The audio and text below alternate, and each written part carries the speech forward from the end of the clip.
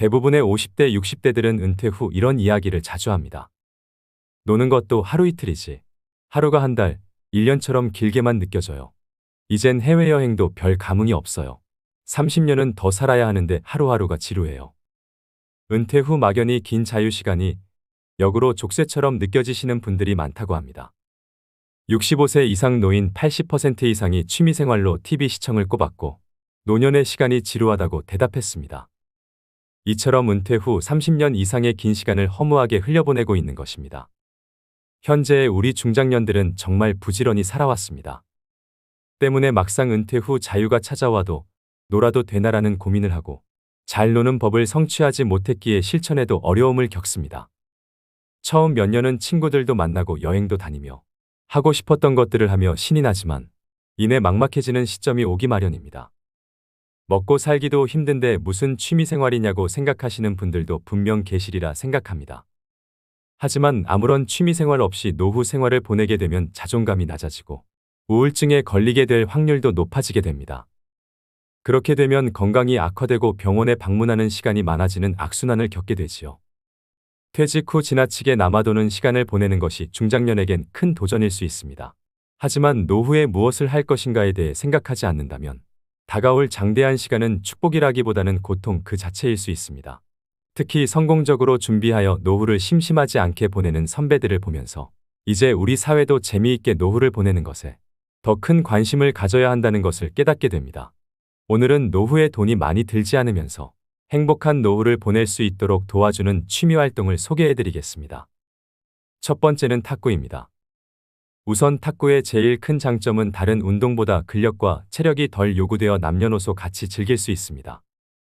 시간당 칼로리 소비량은 강도 높은 자전거, 수영, 달리기 운동과 비슷한 에너지 소비량을 자랑합니다.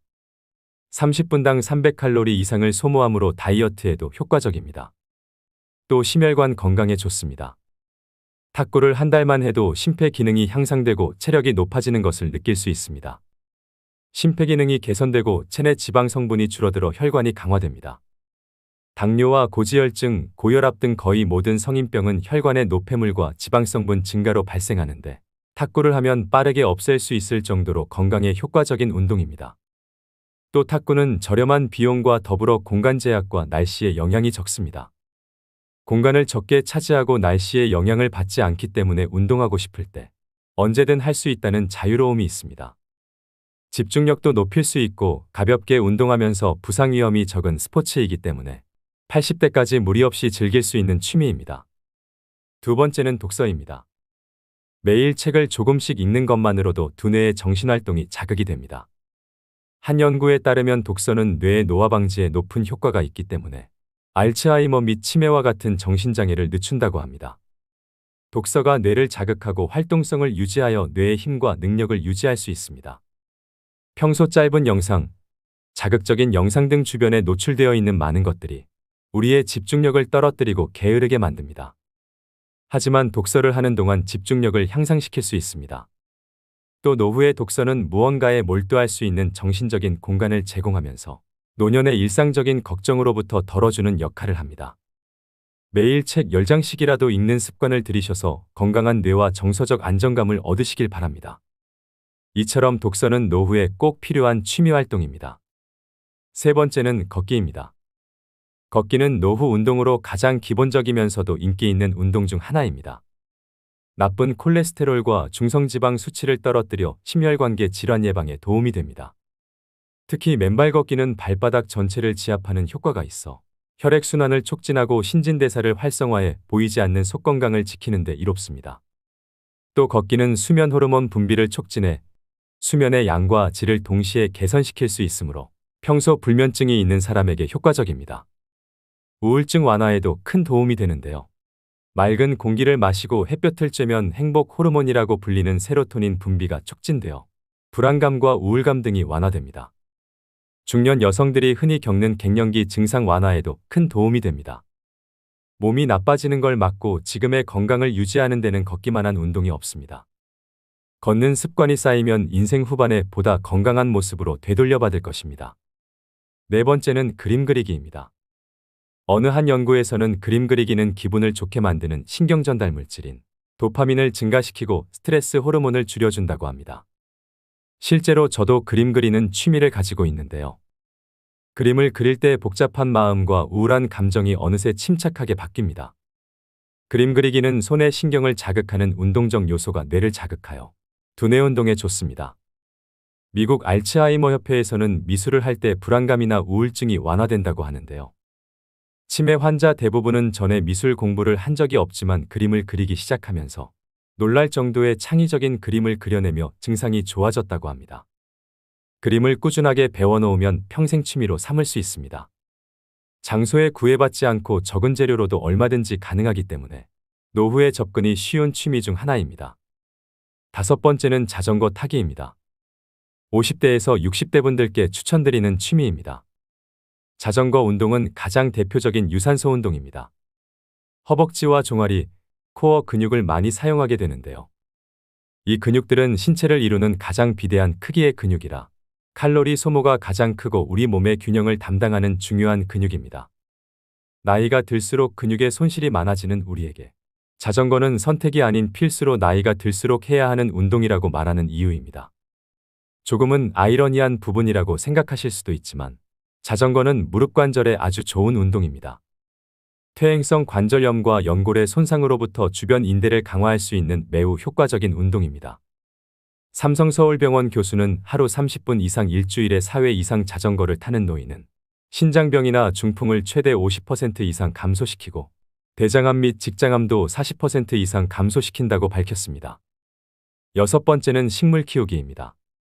실제로 반려식물을 키우면서 자연과의 접촉을 하게 되면 혈압을 낮추고 마음의 평온함을 증가시킨다고 하는데요.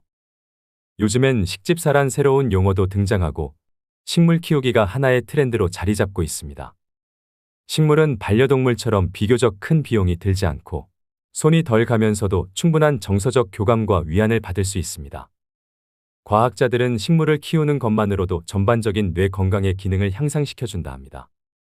꽃과 향기로운 식물은 우리의 감각에 좋은 영향을 미치며 인테리어 소품으로도 활용되어 집에서 휴식하는 시간을 더욱 풍요롭게 만들어줍니다. 또 식물은 공기를 정화시켜주어 건강과 깨끗한 환경에도 많은 영향을 줍니다. 식물 키우기는 나이와 상관없이 누구나 손쉽게 접근할 수 있는 취미이기 때문에 정적인 취미를 찾으시는 분들에게 제격입니다. 7번째는 명상입니다. 연구에 따르면 명상은 스트레스에 아주 효과적인 치료법이라고 합니다. 스트레스는 신체에 미치는 영향이 어마어마한 만큼 부정적인 결과를 불러올 수 있습니다. 또 명상은 자존감과 전반적인 기분을 개선하는 데 도움이 되고 다양한 연구 결과에 따르면 명상은 우울증 치료에 좋은 영향을 준다고 합니다. 4,600명을 대상으로 한 연구 결과에서 명상이 우울증을 유발하는 염증성 화학물질의 분비량을 감소시킨다는 사실이 확인되었습니다. 기억력 개선에도 도움이 되는데 우리가 무언가를 더 잘 기억할 수 있게 하고 마음을 젊게 유지하도록 도와줍니다. 심지어 알츠하이머병과 같은 질병 예방에도 긍정적인 효과를 얻을 수 있는데요.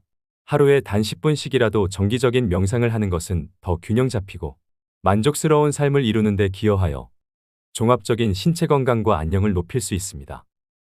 젊은 사람뿐만 아니라 나이가 든 사람에게도 적극 권장되는 취미 활동입니다. 8번째는 수영입니다. 수영의 가장 큰 장점은 우리 몸의 많은 근육을 효율적으로 사용한다는 것입니다. 물속에서 하는 운동이기 때문에 관절에 무리를 주지 않으면서도 평소에 잘 사용하지 않는 팔, 어깨 등의 근육을 사용합니다. 수영을 1시간 동안 하면 걷기의 3에서 4배인 700칼로리를 소비하게 됩니다. 이처럼 수영보다 다이어트에 더 효과적인 운동은 많지 않다고 하는데요. 이런 이유로 다이어트를 목적으로 수영을 선택하는 사람들이 많다고 합니다. 노인의 경우 기구를 사용하는 고강도 운동은 연골 손상으로 부상의 위험이 있지만 수영은 무중력 운동이라 안전한 운동입니다. 갓 태어난 아기부터 체력이 저하된 노인까지 즐길 수 있는 평생 스포츠라고 불리는 수영을 취미로 시작해보시는 건 어떨까요? 9번째는 사진 찍기입니다.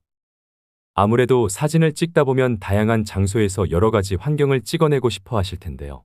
특히 풍경 사진을 찍게 되면 산과 바다 등 풍경들을 구경하며 사진을 찍는 것이 의미 없이 걷기 운동을 하는 것보다 훨씬 지루하지 않고 보람차고 건강한 몸을 갖게 도와줍니다. 사진 찍기의 또 다른 장점은 인내심을 기를 수 있다는 점입니다. 내가 원하는 사진을 건져내기 위해선 알맞은 장소에서 순간의 포착을 잡아내야 하는데 그런 사진을 만들어 내기 위해서는 여러 시행착오를 겪으며 인내심이 길러지는 것 같습니다. 그렇게 해서 건져낸 사진이라면 말로 이룰 수 없는 성취감이 당연히 따라오게 됩니다. 사진은 소중한 순간들을 기록하는데 최적의 도구이기 때문에 나중을 돌아보며 추억을 간직하고 소중한 사람들에게 공유함으로써 행복한 시간을 되돌아볼 수 있습니다. 마지막으로 10번째는 악기 배우기입니다. 나이 드신 분들에게 악기 배우기를 추천하는 이유는 생활의 변화를 통한 즐거움도 있지만 배우는 과정에서 주변의 다른 분들과 교류하는 시간을 보낼 수 있기 때문입니다. 나이 들어가면서 혼자 있는 시간이 많아지기 때문에 사회적으로 좋은 친구를 만날 수 있는 계기가 될 수 있습니다. 신체적인 능력을 떨어지는 노인들은 배우기 쉬운 오카리나, 우쿨렐라 등 접근하기 쉬운 악기들이 많습니다. 은퇴하고 목표를 세우기 힘든 노년기에 악기를 마스터하는 새로운 목표는 인생의 도전이 될 수 있기 때문에 긍정적인 기능을 하게 됩니다. 악기 배우기에 도전하여 성취감과 자신감 있는 노년기를 보내시는 게 어떨까요? 오늘의 영상 어떠셨나요? 무엇이든 서툴러도 좋습니다. 완벽하지 않아도 되고 화려하지 않아도 됩니다. 박자가 틀린 기타 연주를 하면 어떤가요? 잘못 그리고 엉터리 그림이면 어떤가요? 막연히 무슨 취미생활을 해야 할지 모르겠다면 주변 노인복지시설이나 구청, 주민자치센터 등 시설 프로그램을 이용해보는 것도 방법입니다. 이는 비용적인 부분이나 주거지 근처라는 점에서 부담감을 크게 줄일 수 있습니다. 스스로 자기에게 맞는 것을 찾아 나서야 합니다. 가벼운 운동도 좋고 봉사활동도 좋습니다. 무엇이든 본인이 편안하고 마음에 맞는 것이 최고의 취미입니다. 나이가 들면 대중교통도 무료이고 박물관 입장료도 무료입니다. 볼펜 한 자루, 노트 한 권이면 충분하다는 소박한 생각으로 넉넉한 마음을 가져보세요. 젊은 시절 많은 고생을 했기 때문에 이제는 정신건강과 육체 건강을 잘 다스려서 자녀들이나 가족들에게 해가 되지 않게 본인 스스로 9988-1234를 잘 실천해야 합니다. 김병에 효자 없다는 말은 빈말이 아니며 요양병원에서 오랜 시간을 보내는 일은 줄이셔야 됩니다. 인생에서 제일 중요한 금 3가지가 있다고 하는데요. 바로 황금, 소금, 지금. 이 3가지 중에서 지금이 가장 중요하다고 합니다. 늦었다고 생각하지 마시고 지금부터 실천하셔서 행복한 노후를 만들어 가시길 바랍니다. 자기계발에 충실해서 인류사에 남을 작품을 영원히 남기고 떠난 위대한 화가이자 시인이었던 미켈란젤로처럼 구독자 여러분도 멋진 노년을 살아가시 바랍니다. 오늘도 노후의 지혜와 함께해 주셔서 감사드립니다. 황금빛으로 무르익어가는 여러분의 지혜로운 인생을 언제나 응원합니다.